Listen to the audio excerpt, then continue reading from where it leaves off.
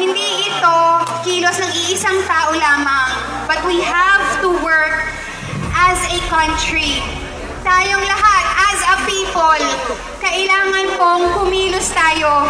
Kailangan po na marinig ang boses natin na gusto nating baguhin ang sistema. At syempre, gusto natin na may managot. Gusto natin na makulong ang korap. Acknowledge din po natin, kasama na natin iyon si Miss Jody Santa Maria din. Next question, syempre si Miss Tessie naman. Miss Tessie, ano po masasabi ninyo sa aking... Kung pwede po, kung kaya po ninyo. Kaya naman. Magandang tanghali po sa inyong lahat. Una!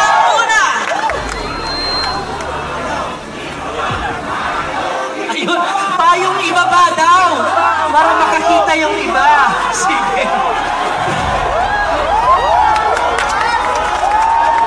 Bilang dating estudyante ng UP Institute of Mass Communication, ka-70s pa, panahon pa nila Jerry Barican at ng ilang mga estudyanteng nawala at napatay. Dahil sila'y namundok, nakita ko na ang malagim na nangyayari sa ating bansa. At naiiyak ako na ako'y cute lang ako, pero 17 plus na po ako. Nandito pa rin tayo. Iniitim ko lang ang mga ubang ko, pero naghihirap pa rin ang Pinoy. At mas masahol pa ang garapalang nangyayari sa araw-araw na panonood natin sa telebisyon. Nakakasuka. Di po ba? Pipigilin ko lang po ang sarili ko. Baka himatayin ako dito. Okay, hirap na. Kinocongratulate ko po lahat ng mga student leaders.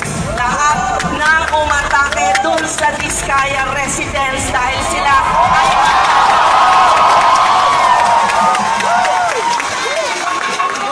Hindi ako palagi yan sa Pilipinas sapagkat ako ay madalas na sa UK dahil ako po ay nakapag-asawa ng Briton, taga-Tanso.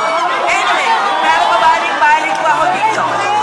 Nakita niyo sa ganyan kaya po, lolong, ayan.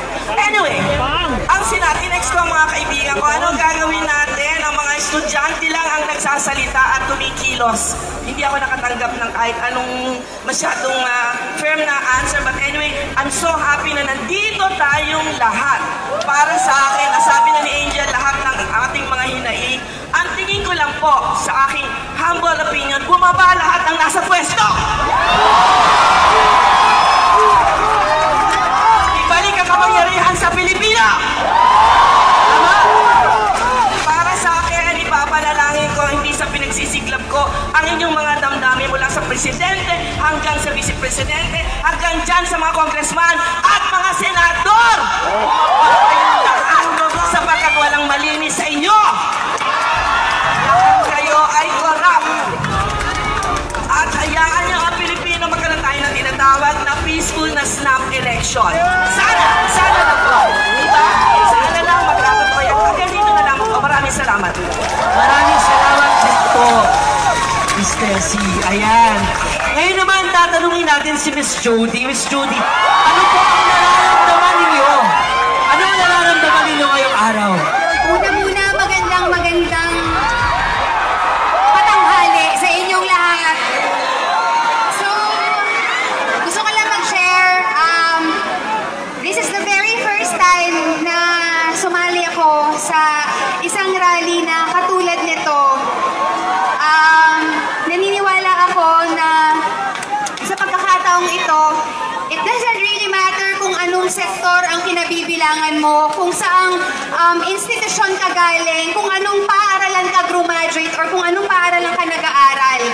Ngayon, lahat tayo nandito dahil tayong lahat ay mga Pilipino. At bilang Pilipino, may karapatan tayo, ang bawat isa sa atin, na malaman ano ba ang nangyayari sa pera, ano ba ang nangyayari ang sitwasyon ng ating bayan. Para sa akin, importante na may managot. Hindi pwedeng wala kasi ilang beses na itong nangyari. Ilang revolusyon na ang pinagdaanan natin simula nung unang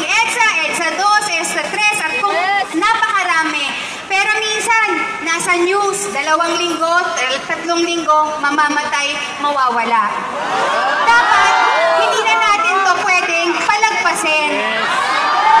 Lahat tayo naghihirap, lahat tayo concerned sa ating bayan. Gusto natin na maging masigla, malakas ang ating bayan, hindi lang sa ating mga sarili, pero sa susunod pang saling lahi. Hindi naman to para sa atin. Ano papamana natin sa kanila? Utang? Yun ba ang gusto natin? There has to be change. Change has to happen. Sabi nga nito, ang lupa ay buhay. Ang buhay ay hindi kalahap. Tama! So dapat, huwag tayong tumigil. Collectively, may magagawa po tayo. Hindi ito kilos ng iisang tao lamang, but we have to work as a country. Tayong lahat, as a people, kailangan pong kumilos tayo. Kailangan po na marinig ang boses natin na gusto nating baguhin ang sistema. At syempre gusto natin na may managot. Gusto natin na makulong ang korap. Maraming salamat po. Maraming salamat! Artista ng bayan! Ngayon ay lumalaban! Sabay-sabay natin isigaw! Makibaka! Huwag matakot! Tao ang bayan! Ngayon ay lumalaban! Hindi ito kilos ng iisang tao lamang, but we have to work as a country. Tayong lahat, as a people, kailangan pong kumilos tayo. Kailangan po na marinig ang boses natin na gusto nating baguhin ang sistema. At syempre gusto natin na may managot. Gusto natin na makulong ang korap. Hindi ito kilos ng iisang tao lamang, but we have to work as a country. Tayong lahat, as a people, kailangan pong kumilos tayo. Kailangan po na marinig ang boses natin na gusto nating baguhin ang sistema. At syempre gusto natin na may managot. Gusto natin na makulong ang korap. Hindi ito kilos ng iisang tao lamang, but we have to work as a country. Tayong lahat, as a people, kailangan pong kumilos tayo. Kailangan po na marinig ang boses natin na gusto nating baguhin ang sistema. At syempre gusto natin na may managot. Gusto natin na makulong ang korap. Hindi ito kilos ng iisang tao lamang, but we have to work as a country. Tayong lahat, as a people, kailangan pong kumilos tayo. Kailangan po na marinig ang boses natin na gusto nating baguhin ang sistema. At syempre gusto natin na may managot. Gusto natin na makulong ang korap. Hindi ito kilos ng iisang tao lamang, but we have to work as a country. Tayong lahat, as a people, kailangan pong kumilos tayo.